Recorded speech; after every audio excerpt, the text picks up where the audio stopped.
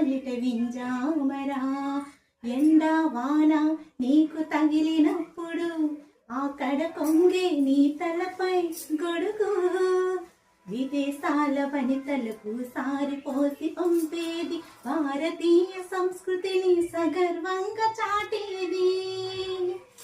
మన జాతీయ జెండాకు సమానంగా నిలిచేది. చీరలోని గొప్పతనం తెలుసుకో, ఈ చీర కట్టి ఆడతనం పెంచుకో. సింగారమనే దారంతో చేసింది చీర, ఆనందమనే రంగులనే అద్దింది చీర. మమకారమనే మగ్గం పైనేసింది చీర. చీరలోని గొప్పతనం తెలుసుకో,